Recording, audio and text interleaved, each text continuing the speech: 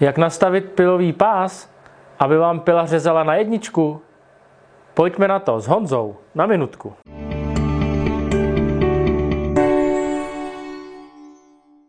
Ahoj, já jsem Honza z IGM a jsme tady ze sérii videí o nastavení pilového pásu na pásové pily. Správné nastavení pilového pásu na pile může být pro někoho trochu alchymie a mnoho z vás nastavuje pás na pile chybně. Výsledkem je nekvalitní řez. Příčina je pak neprávem sváděna na vadu pily nebo špatný pilový pás. Jak to dělat správně? Pojďme na to.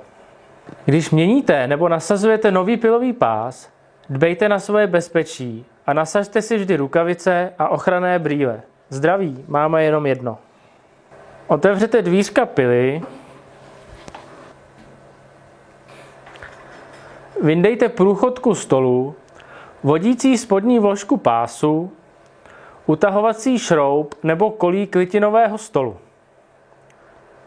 U některých pil budete muset ještě odstranit profil podélného pravítka. Před nasazením nového pásu byste vodítka pásu měli vždy maximálně rozevřít. Pilový pás opatrně rozložte a zkontrolujte, že vám zuby směřují směrem dolů. Pokud směřují nahoru, pás pouze protočte. Pás protáhněte průřezem ve stolu a opatrně vložte na obvodová kola.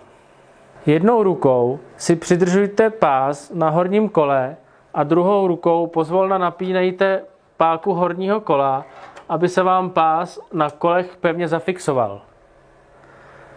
Dejte pozor na to, aby vám při napínání pás nesjel z horního kola nebo spodního kola.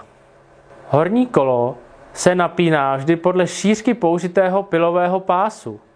Čím je pás širší, tím větší napnutí. Nové pily jsou zpravidla vybavené napínacím diagramem, který vám ukazuje ideální napínací sílu pro různé šířky pásu. Pokud vaše pila tento diagram nemá, zjistíte správné napnutí zatlačením na pás z vnitřní strany směrem ke sloupku. Pilový pás by se neměl prohnout natolik, aby se dotkl sloupku, ale jeho průhyb by měl být asi 5 mm při středně silném tlaku prstem. Pokud máme nastavené napnutí pásu, další na řadě je správná pozice pásu na obvodových kolech. Toto je alfa a omega celého nastavení a zde se dělá nejvíce chyb. Bočním průhledem zkontrolujte aktuální pozici pásu na horním kole. Pozici horního napínacího kola upravíte pomocí šroubu na zadní straně pily. Utahováním šroubu se vám horní hrana kola bude naklápět doprava, jeho povolováním doleva. Správná pozice pásu na horním kole je taková, aby pata výřezu pásu, což je tato část, byla přesně v ose, tedy středu horního kola. Pozor, ne střed pásu na střed kola, ale pata zubu na střed kola.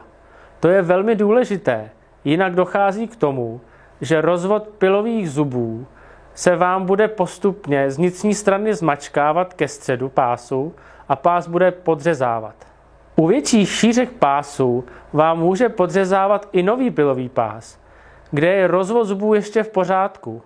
Důvodem je, že se zuby dostatečně neopírají o zaoblenou část výplně kola, ale jsou volné bez boční opory. Tak to by bylo k seřízení a napnutí pilového pásu vše. A příště si řekneme, jak nastavit vodítka a jak seřídit pravítko pásové pily pro dokonale rovný řez. A aby vám neutekly další videa, klikněte tady pro odběr. Tak na minutku, zase příště.